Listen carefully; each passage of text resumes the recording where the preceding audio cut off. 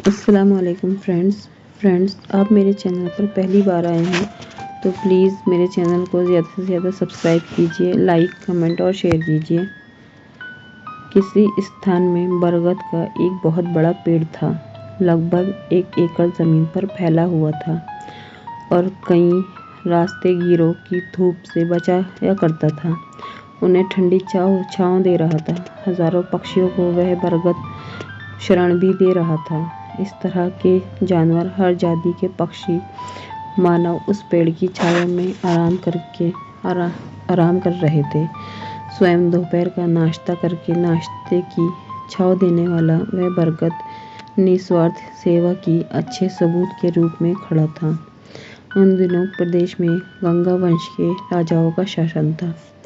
उस विशाल बरगद के नीचे सेनापति घोड़े, हाथियों को युद्ध का परीक्षण देते थे। राजा उस विशाल वृक्ष के नीचे न्याय करके हजारों लोगों को सामने राक्षसों के दमन और मनुष्य की रक्षा करते थे। त्योहार के समय बरगद के नीचे मेले और उत्सव होते थे। उस पेड़ के करीब बना राजभवन भी बहुत ही बड़ा और कीमती था। उस बरगद के फैला हुआ दिखता था। एक दिन माधव नाम का एक राहगीर सूरज के समय बहुत दूर से सीधा मांदा उस पेड़ के नीचे संदेश तब लेटा था। तब तक कोचवान भी वहां आ पहुंचे और बैलगाड़ी को खड़ी खोलकर वहां आराम करने की तैयारी करने लगे। माधव दिन भर का थका हुआ था। वृक्ष की छाया में उसे नींद आ गई। आधी रात को उसकी नींद टूट जाती है तो उसे जैसे उसकी कोई चटाई में कुछ बोल रहा है। वह सतर्क हो गया। उसने आंखें मलकर शौक उद्देश्य से देखा, लेकिन उसे कोई दिखाई नहीं दिया। मानव ने सोचा कि शायद उसे कोई भ्रम हुआ है। वह फिर से लेट गया। तभी उसे फिर से स्पष्ट आवाज़ दी कि कोई कह रहा है, बेटा कौन हो तुम, कहाँ जा रहे हो? डर के मारे माधव की कीकी बन गई। उसकी पूरी नींद उड़ गई। दूर कहीं उसे गीदड़ों की हुआ की आवाज़ सुनाई दी तो वह आत्मनिर्भर हो उठा। उसका शरीर डरने लगा। उस समय उसे फिर से आवाज़ सुनाई दी, डरो मत बेटा, मैं बहुत समय से इस बरगद पर रहने वाला एक प्रेत आत्मा हूँ। मैं तुम्हारा कोई अनिष्ट नहीं करूँगा, इसलिए निडर होकर मेरी बात सुनो। प्रेत आत्मा की क्षति सुनकर माधव की गांभीर्य कुछ बंधा था। वह सहज हो गया कि प्रेत आत्मा की बातें केवल उसे सुनाई दे रही है, क्योंकि उससे कुछ ही दूर सोए हुए तीनों गाड़ीवान खर्राटे मारे सो रहे थे। यदि प्रेत आत्मा की बातें उन्हें भी सुनाई देती तो भी उसी तरह चौंक कर अब तक उड़ गए होते। तुम कौन हो और सिर्फ मुझे ही क्यों ये बातें बता रहे हो? माधवन ने सावधान स्वर में पूछा। प्रेत आत्मा ने कहा, सुनो बेटा, अपनी मृत्यु से पहले मैं एक धनवान व्यक्ति था। मेरे पास ऐश्वर्य का हर सामान उपलब्ध रहता था। नौकर चाकर, धन दौलत, आलीशान कोठी और जो भी भौतिक सुखों के कारण होते हैं वे सब के सब मेरे पास थे। जानकारी मैं अपने किसी भी व्यक्ति को कोई अनिष्ट नहीं किया था। न्यायपूर्ण ढंग से ही मैंने अपना सारा धन कमाया था और जहाँ तक मुझे याद है मैं हमेशा अपने जीवन में वृद्धों और दोस्तों की सेवा की थी। मैं सदा भगवान से प्रार्थना करता था कि मैं स्वार्थी न बनूं और लोगों की सेवा करता रहूं। शायद इसलिए इस योनि में रहते हुए भी मुझे ऐसा लगता है कि जैसे इस व्रत के रूप में भी मैं लोगों को अपनी सेवाएं प्रदान कर रहा हूँ। माधव ने मंत्रमुग्ध उनकी सारी बातें सुनी। फिर पूछा, ये सब तो ठीक है, ये बात मेरी समझ में नहीं आ रही कि तुम ये सब बातें मुझे ही क्यों बता रहे हो? हाँ, वही तो बता रहा हूँ, प्रेत बोला। तुम्हें देखते ही मुझे ऐसा लगा जैसे परमपिता को मेरी आवश्यकता है। तुम एक बंजारे की तरह शोक से उधार रूखे रहे हो। मैं चाहता हूँ कि परमेश्वर स्थिर जीवन प्रदान कर सुखी बनाऊं, इसलिए मैं तुम्हारे बारे में पूछ रहा था। ये सुनकर माधव बोला, हे प्रेत, ये तो तुम सही कहते हो कि मैं बहुत ही दृढ़ गरीब व्यक्ति हूँ। बंजारे की तरह, कटी पतंग की तरह मैं शौक से इधर उधर भटक रहा हूँ। मेरी शिक्षा की विशेष नहीं है, इसलिए शायद मुझे भगवान की कृपा नहीं मिली। बस यूं ही दुर्घटना उद्धृत भटक कर अपना दिन काट रहा हूँ। मुझे जैसे लाचार और अनाथ को किसी न किसी दिन इस बरगद के पेड़ जैसे वृक्ष के नीचे अपनी जानकारी छोड़ें। मेरी तरह दुर्भाग्यशाली व्यक्ति की तुम किस तरह सहायता कर सकते हो? यह सुन प्रेत ने कहा, इस तरह से निराश मत हो बेटा, मैं आपकी सहायता कर सकता हूँ। कल से ही तुम अपने जीवन में स्थिरता प्राप्त कर लोगे, लेकिन तब भी परमात्मा सप्ताह में एक दिन एक रात के लिए मेरे पास यहाँ आना होगा। तुम बहुत थके हुए हो, इसलिए मैं अब तुमसे ज़्यादा कुछ नहीं कहता। अब तुम आराम करो। ये देश प्रेत ने कहकर बंद कर दिया। प्रेत की बातें सुनकर माधव का डर तो किसी हद तक कम हो गया था। उसके मन में यह शंका बनी ही रही कि हफ्ते उसकी भलाई क्यों करना चाहता है। करेगा भी तो कैसे, क्योंकि उसने तो अभी तक यही सुना था कि प्रेत आत्माएं दुष्ट होती है, वे इंसानों का बुरा चाहते हैं, वे उनके शरीर में प्रवेश करके उन्हें तरह तरह प्रकार के कष्ट देते हैं। माधव इन बातों पर देर तक विचार करता रहा। फिर यह सोचा कि जो होगा देखा जाएगा। नींद के बारे में सुबह तक उसकी नींद खुली तो सूर्योदय हो गया। पेड़ के नीचे सोने वाले दोनों गाड़ीवान कब के जा चुके थे। वह उठा और उठकर शौच क्रिया के लिए खड़ा हो गया। शौच से निपटकर उसने एक तालाब में स्नान किया और फिर नहा धोकर अपने रास्ते चल पड़ा। आगे चलकर रास्ते में उसे एक व्यापारी मिला। उसने माधव को रोक लिया, पूछा, कहाँ के रहने वाले हो जवान, और इस ओर कहाँ जा रहे हो? क्या बताऊं दोस्त, मेरा तो ना कोई घर है ना ठिकाना, माधव बोला। बस जिधर भी कोई काम मिलने की आस होती है उधर ही निकल जाता हूँ। वैसे लोग मुझे माधव बुलाते हैं। नौकरी करोगे मेरे पास? व्यापारी ने सीधे और सादे स्वर में पूछा। क्यों नहीं, कोई सम्मानित कार्य हो, माधव ने कहा। समझ लो इस घड़ी से तुम्हें काम मिल गया। मुझे अपने व्यापार के काम से सहायता देने के लिए एक नौजवान की ज़रूरत है, कारोबारी ने कहा। एक संत बाबू सेठ जी, माधव बोला। मेरी और तुम मिलते हो तो सिर्फ चंदा मिलने की, फिर आपने एक मेरा चयन कैसे किया? तुम्हारे भीतर ईमानदारी की झलक दिखी है। ये भी देखा कि तुम एक दृढ़संकल्प और निश्चित व्यक्ति हो।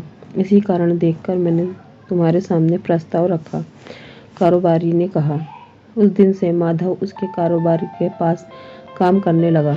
माधव इस बात को जानता था कि अब उसे आनन फानन में जो नौकरी मिल गई, उसे मिलने में बरगद वाले पेड़ का हाथ है। उसने वादा किया कि मैं स्थिर जीवन को स्थिर बना दूंगा, तो अब वह मुझे हटाकर मुझे स्थिर जीवन जीने में मदद कर रहा है। उन्हें प्रेत का यह कहना भी याद था कि उनके सप्ताह में एक रात इस बरगद के पेड़ के नीचे रहने वाले बोलते हैं, इसलिए वह व्यवसाय से आज्ञा लेकर सप्ताह में एक दिन बरगद के पेड़ के नीचे सोने जाता था। इसी तरह दिन बीतते रहे। उतना ही ज्यादा वेतन उसे देता था, वह उसके लिए पर्याप्त था। फिर कुछ दिन बाद माधव ने शादी कर ली। उसका जीवन अब ठहर गया था। गांव के लोग उसे इज्जत करने लगे थे। समाज में उसका मान सम्मान बढ़ा। एक दिन हमेशा की तरह जब रात को बरगद के पेड़ के नीचे पहुंचा तो प्रेत आत्मा ने उससे कहा, माधव, आज मैं अपना एक काम करने का वचन लेना चाहता हूँ। बोलो, करोगे मेरा एक काम? माधव बोला, हे प्रेत आत्मा, मैं आपका बहुत एहसानमंद हूँ। आप मुझे एक अच्छा जीवन प्रदान किया है। आप मुझे जो भी काम करते हैं मैं उसे करके बहुत खुशी होगी। आप निसंकोच अपनी इच्छा बताएं। तो हरि, प्रेत आत्मा ने कहा, जिस समय मेरी मृत्यु हुई थी उस समय मेरे पुत्र घर से व्यापार के लिए गए थे। मेरा एक ही बेटा है जिसे मैं जी जान से चाहता हूँ। मेरी मौत के समय मेरे रिश्ते, मेरे परिजन सब मेरे पास थे। उनकी दावेदारी मेरे पर थी। वे चाहते थे कि जैसे ही मेरी आंखें मूंदे मेरे सभी व्यक्ति मिलकर मेरी संपत्ति हड़प ले। उस समय मैंने लिखा था, मैं अपनी दौलत अपने बेटे को देना चाहता था। इसलिए मैंने अपनी मौत से पूर्व कच्छल दौलत का एक स्थान पर भूमि में सुरक्षित रख लिया। इस प्रेत योनि में इस बरगद की चढ़ाई पर मैं इसके नीचे विश्राम करने वाले लोगों को परखा करता था। यहाँ आदमी तो बहुत आए, ऐसा कभी मेरा बेटा दुर्घटना से नहीं गुजरा। फिर एक दिन रात के समय तुम यहाँ आए, मैंने तुम्हारी आंखों में सच्चाई की झलक देखी। मैंने ये भी महसूस किया कि किसी भी व्यक्ति को किसी भी उम्र की आवश्यकता होती है। मैंने आपकी सहायता करने का निश्चय किया। आज जब तुम एक सुखी और समृद्ध जीवन व्यतीत कर रहे हो तो मैंने सबसे एक काम का निर्णय लिया है। आशा है तुम मेरा काम कर दोगे। आप काम तो बताए, मैं उसे प्राण से भी करने लिए तैयार हूँ। माधव ने कहा, मैंने अभी अभी कहा था कि मैंने अपना कुछ धन जमीन में दबा रखा है। मैं वह धन अपने बेटे तक पहुँचाना चाहता हूँ। प्रेत आत्मा ने कहा, मुझे इस स्थान के बारे में बताइए। माधव बोला, मैं वह तुम्हारा धन तुम्हारे पुत्र के पास पहुंचा दूंगा। मुझे धोखा नहीं दोगे? हरगिज नहीं। तो सुनो, मैंने वह धन इसी वृक्ष के नीचे एक खोखल में छिपा रखा है। वह धन निकाल लो, ले जाओ, मेरे पुत्र को सौंप दो। बस मैं बिल्कुल वही काम चाहता हूँ। माधव का मन साफ था। दूसरे उस प्रेत आत्मा का पुत्र अर्थात वह व्यापारी जिसके पास माधव काम करता था, उस समय वह व्यापार के संबंध में परदेश गया था। उसने बरगद की खोखल से वह धन निकालकर अपना कार्य किसी दूसरे दिन के लिए टाल दिया। उसने सोचा कि जब उसका स्वामी घर लौटेगा तो वह धन को निकालकर उसे सौंप देगा। कारोबारी कई महीने बाद घर वापस लौटा। इस बीच माधव का मन भी रुक गया। उसने सोचा, अब उसका परिवार भी बढ़ गया है, आगे उन्हें भी धन की ज़रूरत है, इसलिए क्यों न वह धन निकाल कर अपने घर में ले आऊं। भविष्य में वह धन मेरे और मेरे परिवार के काम आएगा। ऐसा विचार करके वह धन को निकालने के लिए बरगद के पेड़ के नीचे जा सकता है। माधव ने प्रेत आत्मा द्वारा बताए स्थान पर खोखल को में से धन निकालकर उसे दिखाई दे गया। उसे देखकर उसकी आंखों में लालच की ज्वाला भड़क उठी। उसने हाथ बढ़ाकर उस धन को निकालना चाहा, तभी उस धन के नीचे स्थित एक काला नाग प्रकट हुआ। उसने माधव के हाथ पर अपना फंदे मारा। नाग के दंश से दर्ज माधव की दशा बिगड़ने लगी। नाग का तीक्ष्ण विष उसके शरीर में प्रवेश कर उसे मृत्यु की ओर इशारा करता रहा। माधव को मूर्छा आने लगी। तभी उसने बरगद की प्रेत आत्मा की आवाज़ सुनी, अरे मूर्ख मनुष्य, मैंने खराब होने का एक शानदार अवसर प्रदान किया। तुम्हारा जीवन स्थिर हो गया, लेन देन समाज में मान सम्मान दिलवाया, तेरे वंश में वृद्धि की और तू मुझे विश्वास करने लगा। तेरे दुश्मन ने तेरी जान ली। मैंने तुझे अपनी जिम्मेदारी दी। मेरी आत्मा तो इसी में मुक्ति पा गई। अभी से तू आगे इस बरगद पर निवास करेगा और मेरे इस धन की रक्षा करेगा। अब से भी मेरी तरह ही किसी ईमानदार व्यक्ति का इंतज़ार रहेगा जो इस धन को इसके संभावित होने का संदेश भेज सकता है। माधव, तेरे ही दोस्त तुझको ले डूबा। अब तू इस बरगद पर बना रहेगा और इस धन की रखवाली करेगा। इसके द्वारा किसी प्रेत आत्मा की आवाज़ शांत हो गई और माधव प्रेत बनकर बरगद के पेड़ पर रहने लगा। तब से ना जाने कितने साल के आंकलन बीत गए, पर आज भी उस बरगद के पेड़ के नीचे सोने वालों को किसी आत्मा की यदा-कदा आवाज़ सुनने को मिल जाती है। उस आवाज़ में करुणा भरी होती है। वह आवाज़ कहती है, पुकार कर यही कहता है कि कभी लालच मत करना, कभी लालच मत करना, कभी किसी की अमानत में खयानत न करना। ठीक ही तो कहता है कि प्रेत आत्मा की वाणी, लालच सब कुछ बुरी बला है। उसने अपने अंदर लालच को स्थान दिया, इसीलिए वह मृत्यु को प्राप्त हुआ और एक प्रेत आत्मा में बदल गया। फ्रेंड्स, आपको मेरी कहानी कैसी लगी प्लीज़ कमेंट में बताइए और मेरे चैनल को ज़्यादा से ज़्यादा सब्सक्राइब लाइक कीजिए और कमेंट कीजिए। और मेरी कहानी शुरू से आखिर तक सुनने के लिए आप सबका बहुत बहुत शुक्रिया। अल्लाह हाफिज़।